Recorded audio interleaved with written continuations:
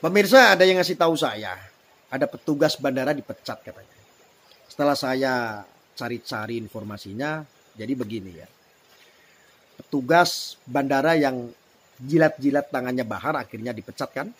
Ada 3 orang loh dari pengamanan aviasi yang videokan menjilat-jilat tentang tangan Bahar yang merupakan tokoh radikal yang pernah menjadi terdakwa kasus penganiayaan anak di bawah usia. Kita melihat bagaimana tindakan yang tidak profesional ini menjadi sebuah tindakan yang harus diberikan sanksi dan hukuman yang paling berat. Tapi karena ini tidak melanggar hukum, maka hukuman yang paling berat adalah hukuman sosial dan hukuman pemecatan. Itulah sanksinya. Kenapa mereka dipecat? Gini, biasanya orang-orang mempertanyakan hal ini dan wajar saja karena kenapa harus dipecat padahal cuman jilat-jilat doang.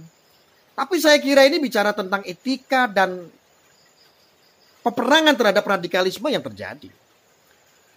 Radikalisme di Indonesia sangat tinggi loh. Dan mengesahkan bahkan karena radikalisme Piala Dunia U20 berhasil digagalkan oleh mereka.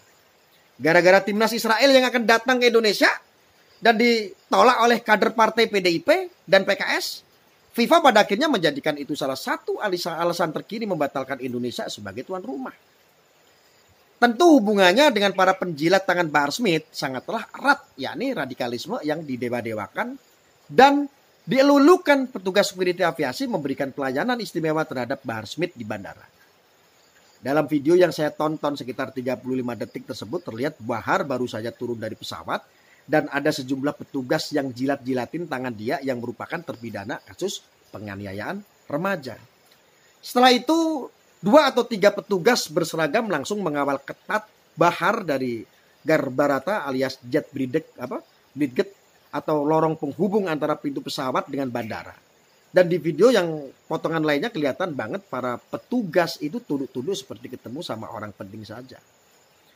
Keamanan bandara justru diragukan dengan tindakan para petugas aviasi yang justru mengamankan tokoh radikal.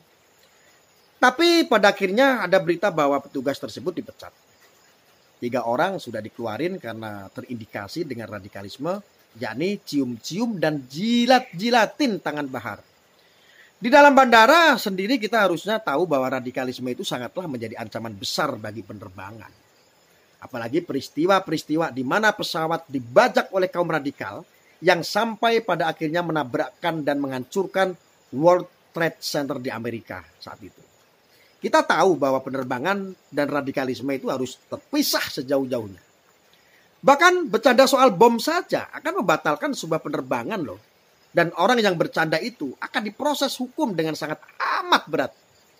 Karena yang namanya penerbangan haruslah mengikuti kaidah zero tolerance alias toleransi. 0 terhadap hal-hal yang berkait dengan ancaman bom. Kita melihat bagaimana negara ini masih gampang banget digoblok-goblokin sama tokoh-tokoh radikal seperti Anies Baswedan, Bahar, dan Rizik. Masih banyak kok partai-partai yang terindikasi dengan radikalisme dan terorisme. Nggak perlu disebut, kalian googling sajalah, pasti dapat kok beritanya. Dan pada akhirnya kita harus memahami bahwa perlakuan istimewa kepada Bahar itu justru adalah ancaman bagi penerbangan dan bandara di seluruh Indonesia. Apalagi orang ini pernah ngatain presiden yang merupakan orang yang mendirikan dan membangun bandara banyak di Indonesia dengan sangat amat kasar. Kurang ajar sekali, bukan? Jadi pemecatan ini adalah sebuah hal yang seharusnya lumrah dikerjakan karena bicara tentang keamanan nasional. Dikawal seperti layaknya orang penting dan tangannya seperti ketemu sama dewa saja. Ya kira-kira mereka ini kenapa ya bisa begitu ya? Karena saya yakin yang namanya radikalisme merupakan sebuah hal yang gampang diterima dan dijadikan alat untuk mendapatkan kekuasaan lewat isu agama. Terbukti di Jakarta dengan kemenangan Anies Baswedan, bukan? Ya kan? Dan setelah dia terpilih, kota Jakarta jadi hancur lebur berantakan. Seharusnya orang-orang seperti Bahar dan Abdul Somad harus dilarang untuk melakukan penerbangan karena memang mereka merupakan ancaman bagi penerbangan internasional. Lihat saja itu Abdul Somad sampai dideportasi. Kan karena dianggap sebagai ancaman bagi negara Singapura. Main-main dengan penerbangan tentu akan mengakibatkan ancaman kepada penumpang yang tak berdosa. Saya berharap kita semua sama-sama bisa memerangi radikalisme dan para pejabat-pejabat penerbangan boleh segera bersih-bersih radikalisme dari negara ini dan tempat kerja yang sangat berisiko khususnya penerbangan. Negara ini harus bebas sebebas-bebasnya dari radikalisme dan terorisme. Apalagi Bahar pernah mengatakan bahwa dia suruh orang untuk buka celananya Presiden Joko Widodo. Ini kan sudah kurang ajar banget dan menjadi sebuah ancaman nasional. Masalahnya Kapolri nggak berani nangkep ya.